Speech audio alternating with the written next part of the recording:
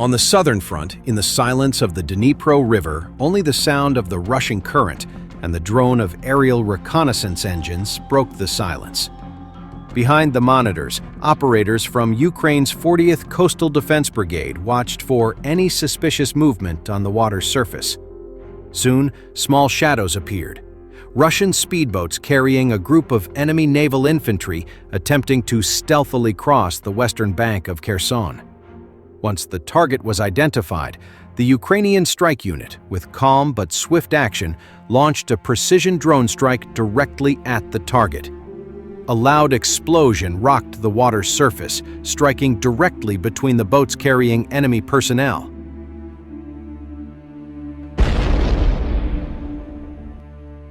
The first boat was destroyed by the direct blast. Metal shrapnel and sparks dotted the night waves.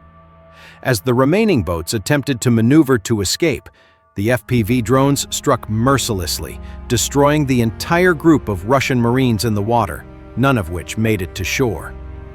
The rescue attempt and evasion maneuver by the Russian naval infantry group failed miserably, and several boats were destroyed, while others burned in the swift current of the Dnipro. Within minutes, the entire Russian naval infantry group attempting to penetrate the Ukrainian defense line was annihilated on the spot.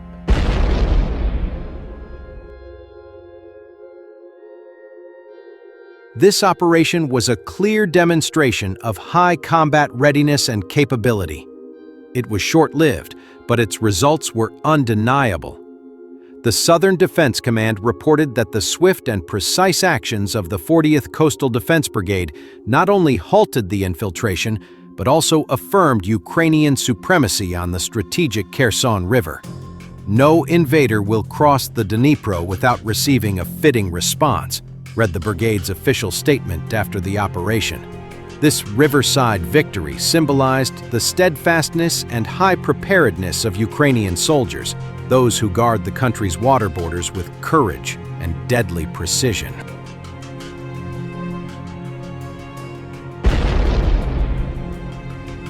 In the Dnipropetrovsk region, Russian forces attempted a risky pincer movement to outflank Ukrainian defenses near Veliko Liefka in Dnipropetrovsk region, but Ukrainian drone operators and tank crews systematically destroyed the infiltrators, inflicting at least a dozen confirmed casualties and halting the advance.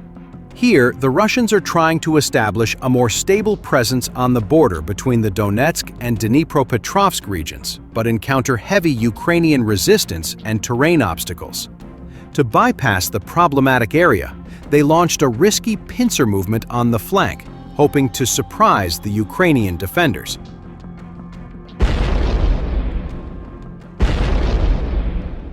The Russians managed to advance by around 3 kilometers in the last months, which encouraged them to push further. Russia's operational goal here is to capture Pokrovska, a key logistical hub that could open the gates to Zaporizhia and would allow them to bypass the strong Ukrainian defense lines to the southwest. However, first they need to take Veliko Liefka under their control, as this would put the Ukrainian logistics via road number 15 under constant risk. Securing it would also give Russian forces a substantial foothold beyond the Vovcha River, an important natural barrier, allowing them to consolidate and amass troops and supplies for a potential offensive.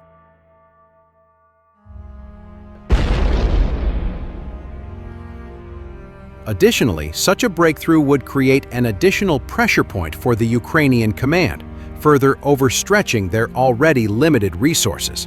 However, Veliko Liefka's terrain favors the Ukrainians, with a forest shielding it from the east and the winding Vovcha River to the south and east, making river crossings difficult and a frontal mechanized assault nearly impossible. The situation is further complicated by the higher terrain north of the town, which gives the defenders fire control and observation points.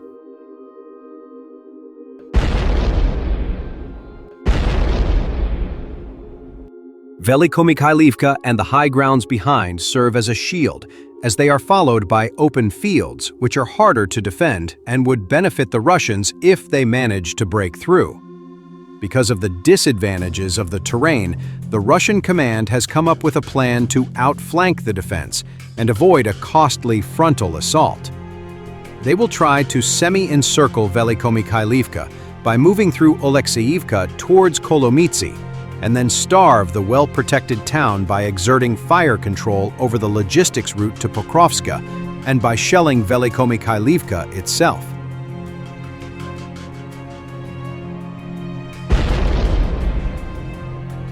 Russia's tactical advantage is that they have already captured a hill ridge south of Veliko which provides them with a field of view and good launching positions for their drones. The Russian command has still not reallocated more forces here and is operating more with infantry and buggies, which are also better suited for such terrain, which disfavors armored vehicles. Geolocated footage shows how Russian soldiers have managed to move through the fields and were spotted once they reached the farm hangars in the eastern part of Oleksiivka. So the Ukrainian command had to react quickly and opted for tanks to clear the infiltrators due to their speed and firepower.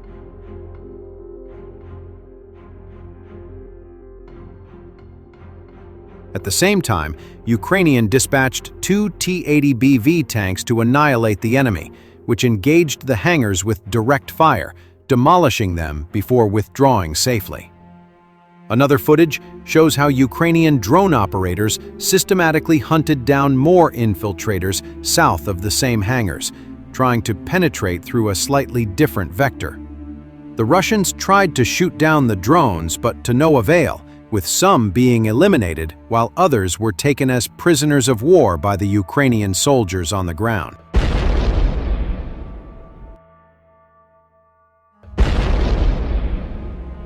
This prompted the Russian command to adjust its tactics from pure infantry attacks to using buggies, supported by military trucks with supplies. The idea was to approach the village quickly and dismount enough soldiers to establish positions inside it, while avoiding the Ukrainian drones. Unfortunately for the Russians, the Ukrainian operators located them on time, and FPV drones hit the supply truck first before switching to the buggies. The immobilized vehicles were then finished off with drone-dropped grenades, while the surviving soldiers were annihilated in another Ukrainian tank raid before they were able to dig in.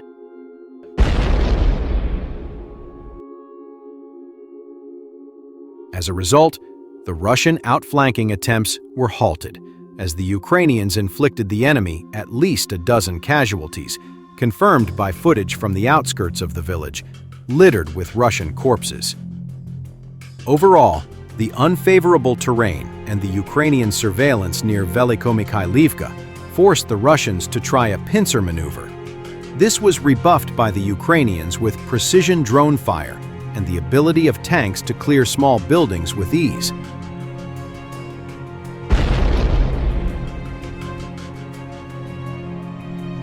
At the same time, despite this initial failure, Russia will try again, as this is currently the sector where they have achieved the most gains with the least resources.